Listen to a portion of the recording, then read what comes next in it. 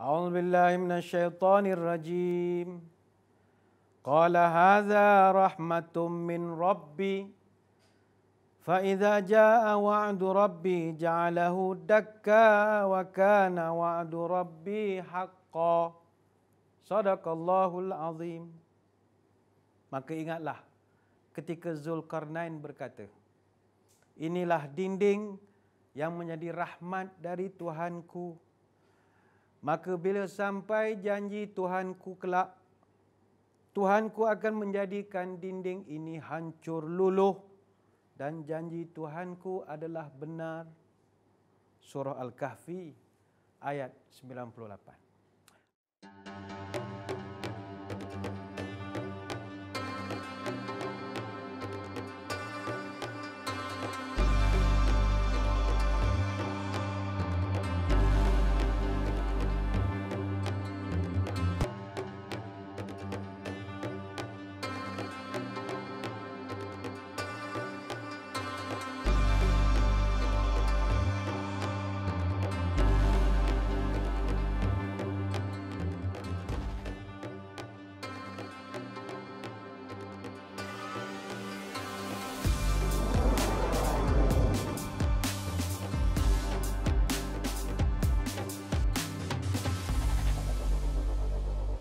Assalamualaikum warahmatullahi wabarakatuh. Alhamdulillahi rabbil alamin. Wassalatu wassalamu ala asyrafil anbiya'i wal mursalin wa ala alihi wa sahbihi ajma'in, amma ba'du. Saudara-saudari, tuan-tuan, puan-puan yang dirahmati Allah sekalian, apa khabar semuanya? Puji dan syukur kita panjatkan kehadrat ilahi sekali lagi dapat bergabung dalam rancangan Al-Qisah bersama saya ini. Dan melalui program ini kita akan menggali beberapa kisah-kisah dalam Quran. Ada kisah yang pernah kita dengar, ada yang tak pernah kita dengar, ada yang pernah dengar tapi silap pemahaman rupanya selama ini. Moga-moga rancangan-rancangan sebegini ada manfaatnya. Hari ini kita akan membicarakan satu lagi tokoh. Ini tokoh yang agak popular dalam Quran. Tokoh ini namanya diabadikan kerana dia adalah seorang yang sangat berkait rapat dengan peristiwa akhir zaman kelak, iaitu Ya'juj dan Ma'juj. Siapakah tokoh ini? Inilah dia, namanya Zulkarnain. Yang mana Zulkarnain ini adalah satu nama besar yang bukan sekadar di negara kita saja, seluruh dunia tamadun kenal dengan Zulkarnain ini. Bagi kita orang Melayu, Zulkarnain ini kita gelarkan dia Iskandar Zulkarnain. Itu kerja orang Melayu tu. Iskandar Zulkarnain. Iaitu kita kenal sebagai seorang raja besar dari luar negara yang diyakini sebagai nenek moyang raja-raja Melayu. Iskandar Zulkarnain ini. Sebab itu usaha untuk nak mengaitkan jurai keturunan raja-raja Melayu ini dengan salasilah Iskandar Zulkarnain yang mereka fahamkan sebagai Alexander the Great, boleh dikatakan satu usaha yang sangat meluas pada zaman kesultanan dulu-dulu. Dan ini sesuai dengan suasana zaman tersebut. Nak mengatakan kita ni gagah, apa caranya? Kita keturunan sekian-sekian lah. Baru dia nampak kemah. Kalau dah tak ada langsung keturunan Nabi lah. Saya keturunan Nabi Muhammad pun orang hormat juga. Dia nak jadi dihormati kena sandar pada keturunan tertentu. Jadi suasana zaman itu memang begitu. Sebab itu kalau kita melihat secara faktanya, Kesultanan Melayu Melaka mengaitkan kerajaan mereka dengan Iskandar Zulkarnain. Bukan sekadar di Melaka, bahkan kerajaan Melayu Kedah pun. Bahkan kita tengok di Palembang, kerajaan Minangkabau. Dan dikatakan Iskandar Zulkarnain itu ada 3 orang anak, dan begitu juga tamadun-tamadun yang lain mengaitkan bukan sekadar rajanya daripada keturunan, bahkan Iskandar tu kahwin pula dengan bangsa mereka dan macam-macam lagi. Sebab itu kalau kita tengok di Kedah, Hikayat Merung Mahawangsa yang mendakwa keturunan Iskandar Agung daripada Makedonia yang tiba ke Kedah pada awal abad ke-12 Masihi. Dan nama Iskandar ini bukan sekadar legenda, dimasukkan dalam manuskrip Undang-Undang Negeri Kedah muka surat 49. Ada namanya Iskandar Zulkarnain. Artinya kuat pengaruh Iskandar Zulkarnain ini. Begitu juga di Minangkabau, raja-raja Pagaruyuang Kenapakah sampai sekarang Minangkabau itu sangat sinonim dengan tanduk mereka atau pakaian mereka yang topinya, headgearnya ada macam tanduk kerbau. Ada orang kata itu tanduk kerbau. Itu bukan tanduk kerbau. Itu adalah topi yang memberi simbol kepada Zulkarnain. Karnain maknanya dua tanduk. Nak mereka mengatakan kami orang Minangkabau juga asal daripada Iskandar Zulkarnain. Abantailah kau, jangan kau nak jadi orang mana-mana pun boleh, tak ada masalah. Boleh, tak ada masalah. Ini cerita nenek moyang kita dulu. Ada yang berpendapat Zulkarnain ni, dia pernah memimpin pasukan tenteranya yang besar, datang pergi ke Parsi, kemudian pergi ke India, Baluchistan, sampai ke Asia Tenggara. Dan Iskandar Zulkarnain pernah belayar mengelilingi semenanjung tanah Melayu, dan dia pernah singgah di Kota Medang Kamulan Timur. Mana duduk Kota Medang Kamulan Timur? Ini nama lama Kelantan. Kelantan, lagi Kelantan. Iskandar Zulkarnain lagi Kelantan. Ini direkodkan dalam sejarah-sejarah mereka. Sebab itu di Medang, Iskandar Zulkarnain telah merancang untuk menguasai seluruh kepulauan-kepulauan Melayu atas tujuan berdakwah.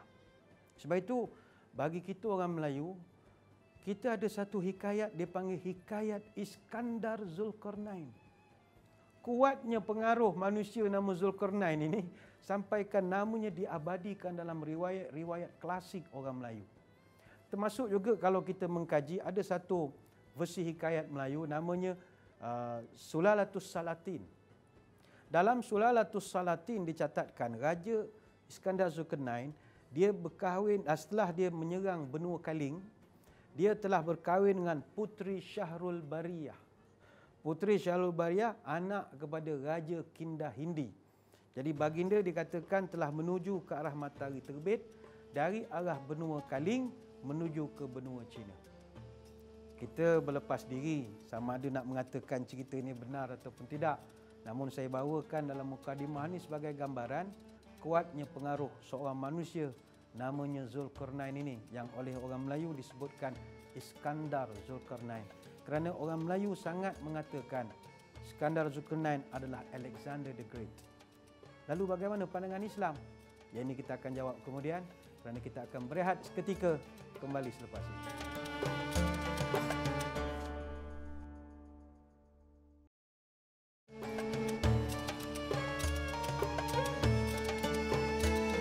Subhanallah walhamdulillah wala ilaha illallah Allahu akbar. La haula wala quwata illa billahil aliyil azim. Terima kasih saudara kerana masih lagi setia bersama kami hingga saat ini dalam Al-Kisah bersama saya. Dan sekarang kita sedang bercerita tentang satu watak dalam Quran. Yang watak ini begitu popular sehinggakan seluruh ketamadunan manusia mencipta pelbagai versi kisah berkenaan dengan beliau. Namun kita di dalam program Al-Kisah ini akan melihat bagaimanakah pandangan Islam mengikut huraian para ulama tentang tokoh yang kita nyatakan, iaitu Zulkarnain. Sekali lagi kita tegaskan, kita tidak mengatakan apa yang ada di dalam Sulalatus Salatin ataupun hikayat Iskandar Zulkarnain itu salah. Kerana itu pun namanya hikayat. Hikayat ni maknanya cerita. Dia bukanlah satu kitab dalil, tidak. Tapi kisah dulu-dulu.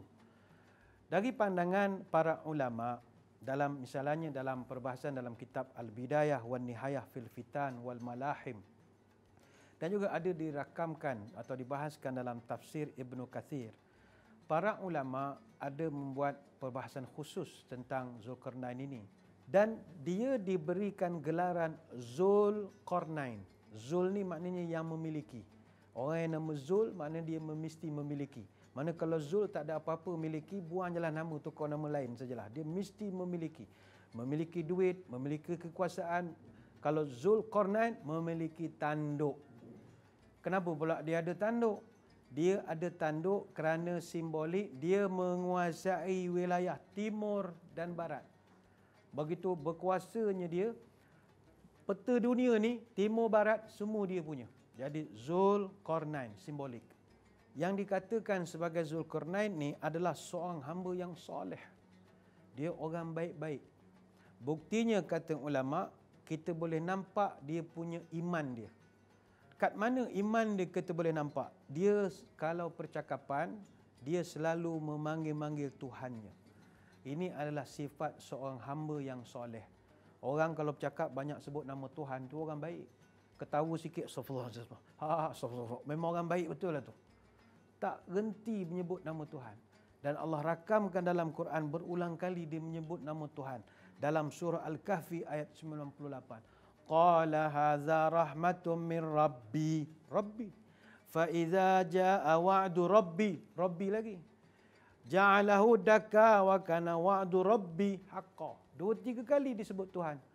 Ini adalah rahmat, iaitu dinding yang aku bina ini adalah rahmat dari Tuhanku. Maka sekiranya janji Tuhanku telah sampai, maka Tuhanku akan menjadikan dinding ini akhirnya hancur luluh dan Ya'juj Ma'juj akan keluar daripada dinding ini. Surah Al-Kahfi ayat 98. Jadi kita nak tegaskan, Iskandar ataupun Zulkarnain yang kita kenal selama ini bukanlah Alexander the Great. Zulkarnain dalam surah Al-Kahfi adalah seorang raja Muslim yang warak dan saleh.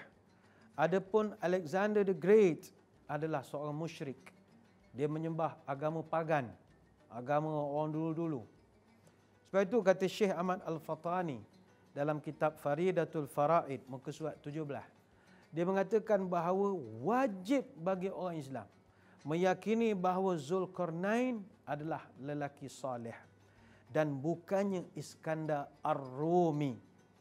Al-Quran dan juga hadis tidak pernah menyebut istilah Iskandar, tidak ada.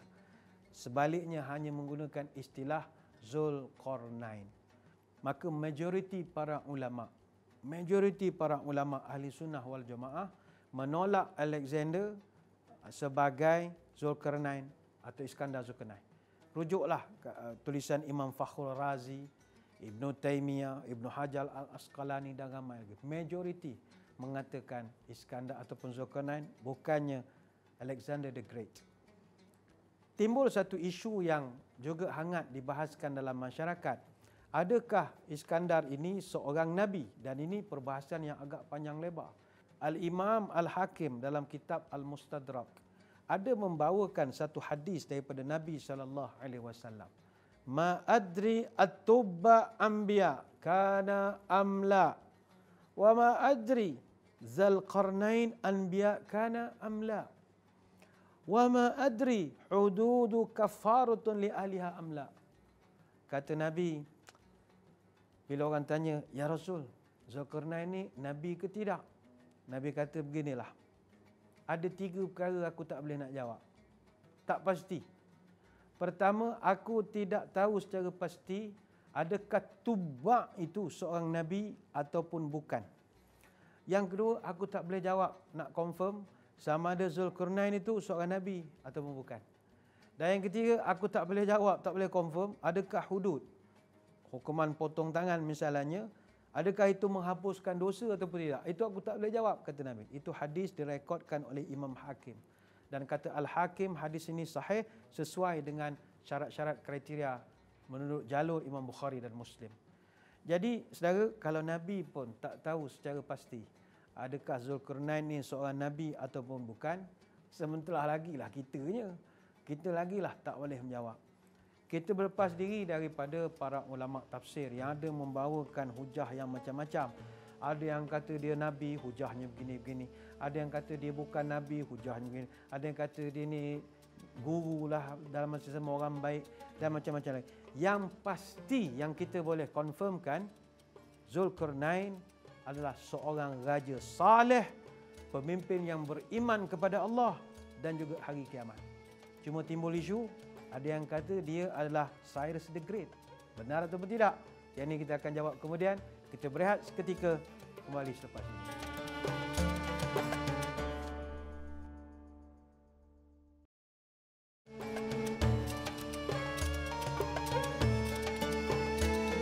Subhanallah walhamdulillah wa la ilaha illallah Allahu akbar.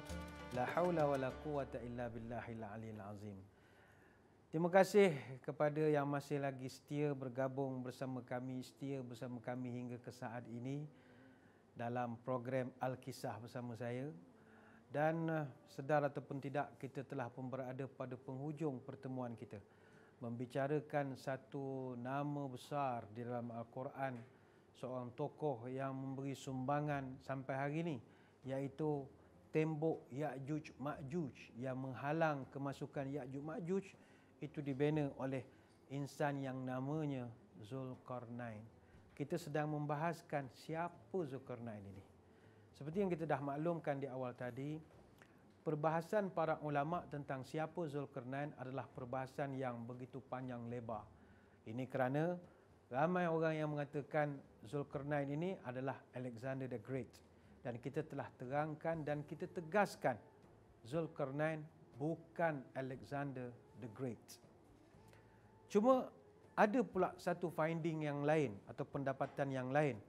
Ada yang mengatakan Zulkarnain ini bukan Alexander the Great, tetapi dia adalah Raja Quraisy yang agung, ataupun dalam bahasa Inggeris lebih dikenali sebagai Cyrus the Great. Ini adalah hasil daripada kajian Syed Ahmad Khan, Maulana Abdul Kalam Izzat, Bahauddin Khomrashahi dan Muhammad Ibrahim Bastabil Parizi. Mereka telah buat kajian yang begitu baik sekali dengan hujah-hujah yang kuat. Mereka mengatakan bahawa Zulkarnain ini besar kemungkinan adalah Cyrus the Great. Cyrus the Great ini adalah Raja Empire Parsi Archemenia dan juga pengasas kepada Empire Achaemenid atau Al-Amrutiyah Al-Akhmeniyah di kawasan Parsi sekitar tahun 550 hingga 330 sebelum Masihi. Empire ini empire yang besar. Mereka bermula daripada The Caucasus dan juga di Asia Barat, membawa sampai ke Makedonia. Makedonia ni kalau sekarang Balkan, sebahagian daripada Balkan hari ini, sampai ke Bulgaria, Romania, Ukraine, sampailah ke barat laut India dan sebahagian Libya dan juga sebelah selatan Mesir. Satu kerajaan yang begitu besar. Dan tamadun Achaemenid ini memang diakui memiliki kejuruteraan yang begitu hebat sekali. Sebab itu kalau kita tengok kepada sekarang, kita jumpa balik tinggalan-tinggalan mereka dan mereka pernah bina sistem binaan anti gempa bumi. Yang mana sistem itu diguna pakai untuk sistem reaktor nuklear pada hari ini. Begitu hebat pencapaian mereka. Malah para jurutera Achaemenid juga merupakan golongan pertama yang gunakan matematik dalam engineering atau kejuruteraan. Tuan-tuan boleh semak saja bagaimana kota yang mereka tinggalkan sampai sekarang. Ibu kota mereka, Persepolis, yang sekarang terletak di sebelah selatan Iran.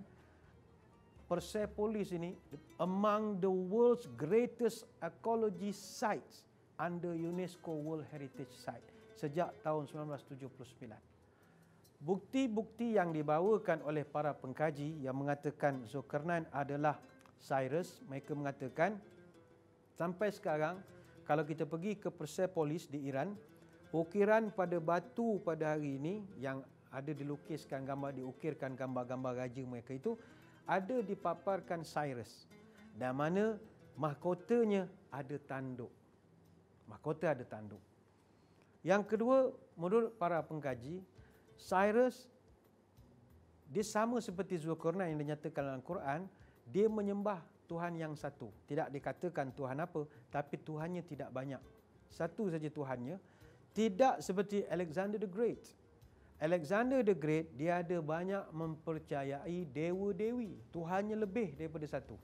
Maka secara automatik, Alexander the Great bukanlah Zulkarnain, tapi lebih mirip kepada Cyrus the Great. Kemudian di dalam Al-Quran dicatatkan perjalanan Zulkarnain. Bermula daripada tempatnya, Makedonia, dia pergi ke barat, lalu dia ke timur, sebelum dia melalui pula jalan lain, iaitu melalui utara. Dan itu ada direkodkan dalam Quran. Hatta iza balagha maghribasy syamsi wajadaha taghrubu fi ainin hamiatin wa wajada indaha qauma. Sehinggalah Zulkarnain sampai ke daerah matahari terbenam. Dia dapati ada satu kaum yang duduk di kawasan mata air yang hitam berlumpur. dan di sisinya itu ada penduduk. Itu dalam surah Al-Kahfi ayat 86. Daripada barat dia pergi pula ke timur. Direkodkan dalam Quran, hatta idza balagha matli'asy syamsi wajadaha tatlu'u ala qaumin lam naj'al lahum min duniha sitra. Sehinggalah Zulkarnain sampai pula kali ini ke daerah matahari terbit. Dan Zulkarnain mendapati satu kaum yang tidak ada perlindungan kepada mereka. Surah Al-Kahfi ayat 90. Orang buat kajian, di manakah matahari terbenam ini? Matahari terbenam ni kata para pengkaji adalah Norway sekarang ini. Maknanya Zulkarnain sudah sampai ke Norway. Kenapa disebut matahari terbenam? Kerana Norway semasa musim polar night, polar night ni November sampai Januari, the sun doesn't rise at all. Tidak ada matahari langsung di Norway 24 jam ketika berlakunya polar night. Matahari tenggelam terus. Dan dia sampai ke matahari terbit, sudah pastilah matahari terbit ni di sebelah timur. Tak pastilah di mana, di Port Dickson ke, di Jepun ke, tapi di sebelah timur. Yang penting Quran menceritakan perjalanan perjalanan Zulkarnain. Tak kisahlah dia Cyrus ke siapa ke, yang penting dia adalah tokoh yang sangat berjasa kepada kita, khususnya bila kita membicarakan tentang Ya'juj dan Ma'juj, tanda-tanda kiamat besar, kerana jasanya menghalang kedatangan Ya'juj dan Ma'juj. Banyak nak diterangkan tapi masa kita tak mengizinkan. Sekadar itu Al-Kisah kita pada kesempatan kali ini. Terima kasih atas perhatian. Mohon maaf sebarang kekurangan. Mudah-mudahan kita dapat bertemu pada lain-lain kesempatan. Wabillahi taufiq wal hidayah. Wassalamualaikum warahmatullahi wabarakatuh. Wallahu a'lam.